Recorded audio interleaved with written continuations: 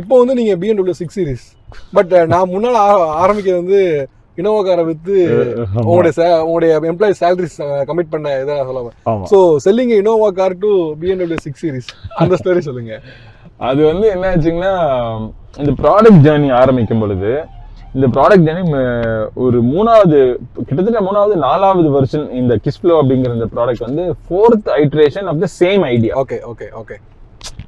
என்ன சொல்லுவாங்கன்னா, same idea தான். ஐடியா என்னன்னா, ப்ரோக்ராமிங் தெரியாதவங்கள பிசினஸ் யூசர்ஸ்னு சொல்லுவோம். அவங்களால ஒரு சாஃப்ட்வேரை அவங்களே கோடிங் இல்லாம பண்ண முடியுமா அப்படிங்கிறது தான் ஒரிஜின், அந்த ஐடியா, அந்த கரு. Okay okay okay. அது இப்போ வந்து லோ கோட் நோ கோட் அப்படின்னு சொல்றாங்க. அப்பெல்லாம் அதுக்கு மாதிரி ஒரு பேரே இல்ல அதுக்கு. ஓகேங்களா?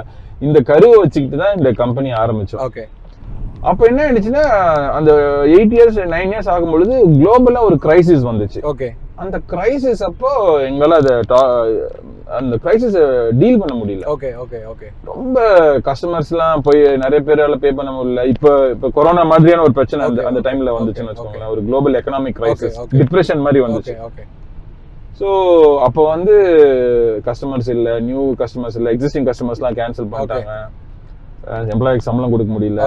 ஒரு மாசம் வந்து ரொம்ப மோசமா போயிருச்சு. அப்ப அந்த மாசம் வந்து சம்பளம் கொடுக்கறதுக்கு ஒரு 5 லட்சமா 10 லட்சமா ஏதோ தேவைப்பட்டுச்சு. அப்ப கிரெடிட் கார்டு எல்லாம் ஃபுல்லு, எல்லா கிரெடிட் கார்டுலயும் காசு எடுத்தாச்சு.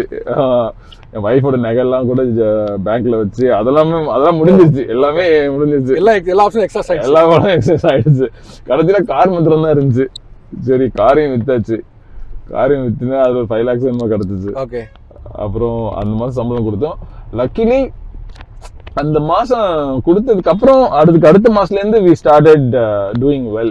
Okay. So slowly started recovering and we got out of the trouble. Okay. But that was a difficult experience. But it was என்ன சொல்றது, கம்பெனி க்ளோஸ் பண்ணணும்னு நினைக்கல. அப்ப கூட எப்படியாவது ஓவர் கம் பண்ணி வந்துடலாம் அப்படின்னு ஒரு சின்ன நம்பிக்கை இருந்துச்சு. நீங்க ஒரு ஒரு ஒரு ஒரு இன்ஸ்டிடியூஷன், ஒரு ஆர்கனைசேஷன் பில்ட் பண்ணும்போது லீடர்ஷிப் ரொம்ப முக்கியம். ஏன்னா நீங்க மட்டுமே லீடர்ஷிப் தனி அடுத்த லெவல்ல கொண்டு வரணும். ஸோ அவங்களுக்கு நீங்க விதைக்கக்கூடிய பாயிண்ட்ஸ் என்ன? ஒரு லீடர் வந்து ஒரு 5 விதமான கேரக்டர்ஸ் வேணும். ஓகே. ஃபர்ஸ்ட் கேரக்டர் வந்து ஆக்ஷன் ஓரியன்டா இருக்கணும். ஆக்ஷன்னா நீங்க வந்து இப்ப பீமான் நினைச்சுக்கலாம். பீமன் பாத்தீங்கன்னா ரொம்ப அனலிட்டிக்கல் எல்லாம் கிடையாது. இமோஷனை கண்ட்ரோல் பண்ண மாட்டாப்ல, ஆக்ஷன் தான். ஓகேவா? அடுத்தது வந்து இப்ப யுதிஷ்டனார் தர்மர் நம்ம சொல்லுவோம் இல்லைங்களா, அவர் பாத்தீங்கன்னா எல்லாத்தையும் நேர்மையா இருக்கணும், ப்ராசஸ ஃபாலோ பண்ணணும், எத்திக்கலா இருக்கணும். ஓகேவா?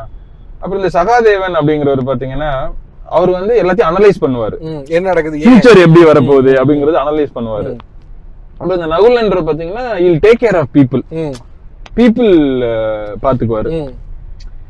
இப்போ இந்த எல்லாமும் சேரணும்னா ஒரு முக்கியமான ஒரு கேரக்டர் தேவை. மனசுல வந்து ஒரு அமைதி வேணும். லைக் அது இந்த கும்ஃபு பாண்டால வந்து இன்னர் பீஸ் அப்படின்னு ஒரு சொல்லுவாங்க, ஒரு இன்னர் பீஸ்.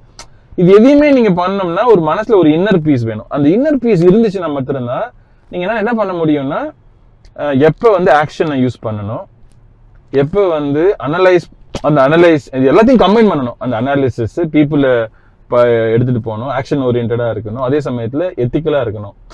இது எல்லாம் கம்பைன் பண்ணும்போது அது அர்ஜுனா அப்படின்னு சொல்லலாம். சோ இதுதான் வந்து லீடர்ஷிப் அட்வைஸா நாங்க சொல்றது வந்து.